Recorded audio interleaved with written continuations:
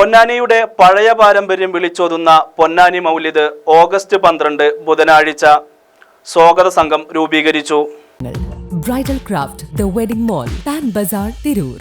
പൊന്നാനിയുടെ പഴയ പാരമ്പര്യം വിളിച്ചോതുന്ന പൊന്നാനി മൗലിദ് 2026 ഓഗസ്റ്റ് 12 ബുധനാഴ്ച പൊന്നാനിയിൽ നടക്കും.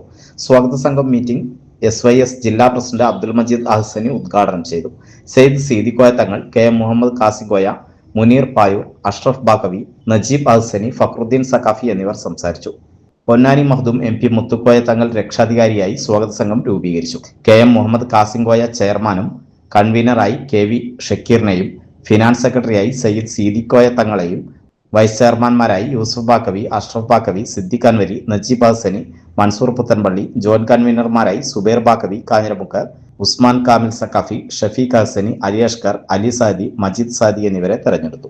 നമ്മൾ പൊന്നാനി മൗലിദ് എന്നൊരു ക്യാപ്ഷനിൽ അങ്ങനെ ഒരു പ്രത്യേക പേരിൽ റബീഉൽ അവ്വലിന്റെ സമാരംഭം പൊന്നാനിയിൽ നിന്ന് കുറിക്കുന്നു. അത് കേവലം ഒരു മൗലിദ് അല്ലല്ലോ, നമുക്കറിയാം. പൊന്നാനിയിൽ പഴയ കാലത്ത് നിലനിന്നിരുന്ന മൗലിദിന്റെ വിവിധങ്ങളായ രൂപങ്ങളെ തെരഞ്ഞു പിടിച്ച് അവകളെ സജീവമാക്കുന്ന ഒരു പരിപാടിയായിട്ടാണ് പൊന്നാനി മൗലിദ് നമ്മൾ നടത്തുന്നത്.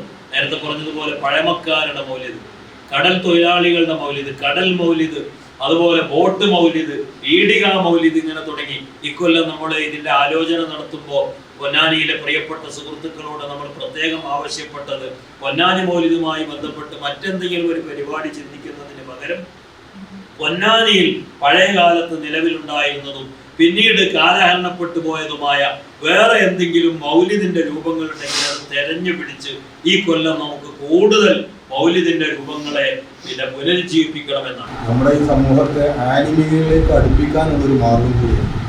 പൊന്നാനിയുടെ മക്ബറുകളുടെ നാടാണ്. പ്രസിദ്ധീകരണം എന്ന് പറഞ്ഞാൽ നമ്മുടെ പൊന്നാനി മൗലിദ് സംഘടനാ സമിതി ആവണമെന്ന് വെച്ചാൽ നമുക്ക് ചെയ്യാം.